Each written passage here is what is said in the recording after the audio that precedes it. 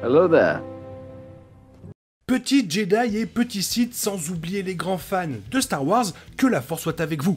Qui aimeriez-vous voir de retour pour ce film? Réponse dans les commentaires, merci. Avec l'annonce d'un nouvel ordre Jedi en approche, la question se pose, mais à quoi va ressembler cet ordre avec Rey? Quel Jedi avec elle? Et surtout, quel ennemi? Eh ben je vous en parle dès maintenant, et c'est juste après vous avoir souhaité un bon moment. Let's go!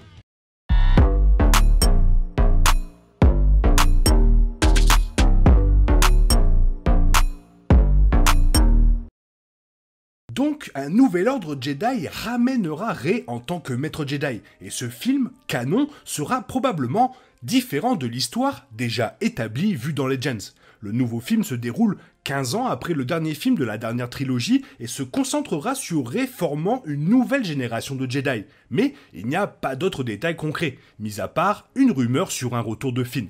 Cependant, ce n'est pas la première fois que le nouvel ordre Jedi est créé, car l'univers étendu de Star Wars, désormais appelé Legends, le fait depuis des décennies. Ce nouvel ordre est même tiré de Legends, qui était à la fois une époque de narration et une série massive de 19 romans.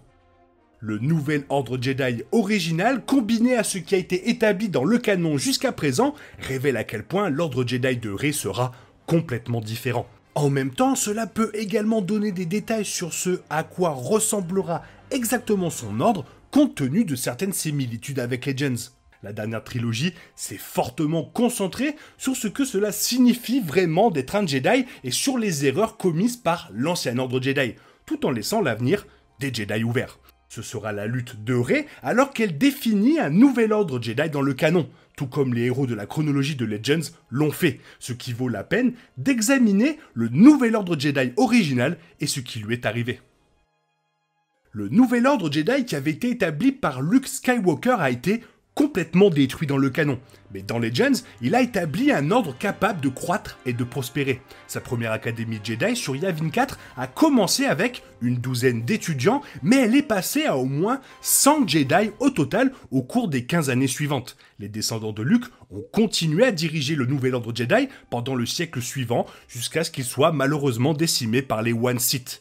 Mais même alors, l'ordre a survécu en ayant un temple de secours secret. C'est tout le contraire de l'histoire de Luke dans le canon, sa mort antérieure laissant à Rey le soin de terminer ce qu'il a commencé et laissé derrière lui.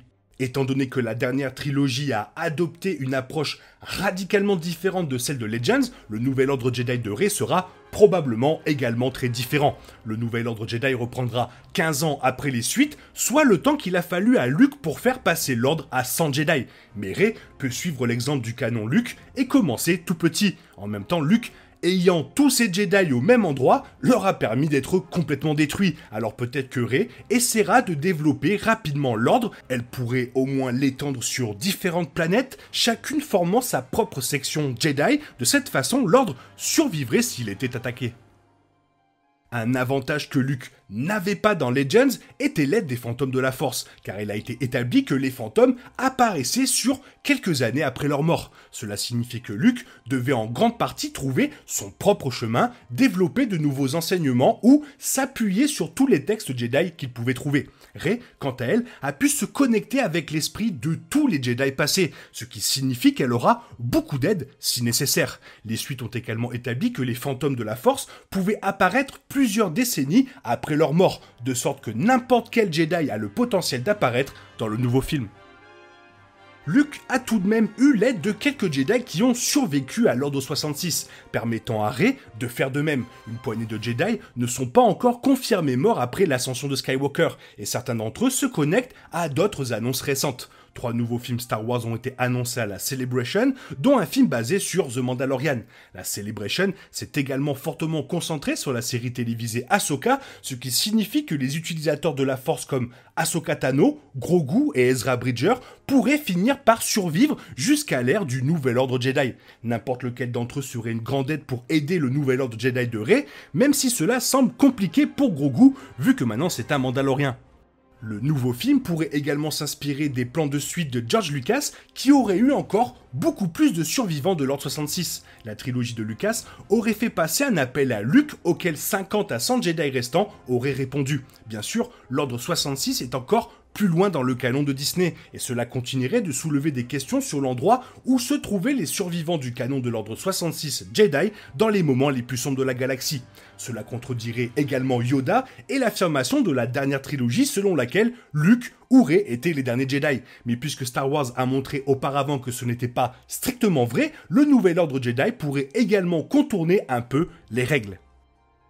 Bien qu'ils soient de plus en plus nombreux, le nouvel ordre Jedi de Luke a dû faire face à de nombreux défis dans Legends, et la guerre des Yuuzhan Vong a été la plus dévastatrice. Les Yuuzhan Vong étaient une race de guerriers brutaux venus d'au-delà de la galaxie connue, utilisant la technologie organique et détruisant tout sur leur passage. Le plus troublant était qu'ils semblaient exister en dehors de la Force, donnant aux Jedi un sérieux désavantage au combat.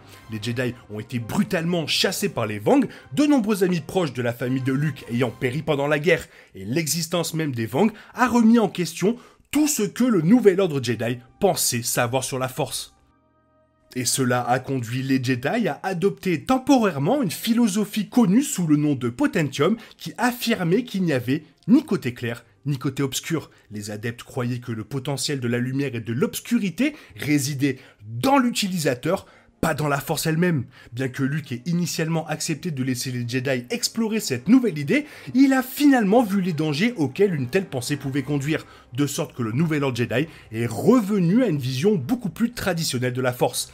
Sa peur a fini par se réaliser lorsque Jacen Solo, après avoir adopté ce point de vue, a commencé à explorer de nouvelles capacités dangereuses qui va influencer sa chute vers le côté obscur de la Force.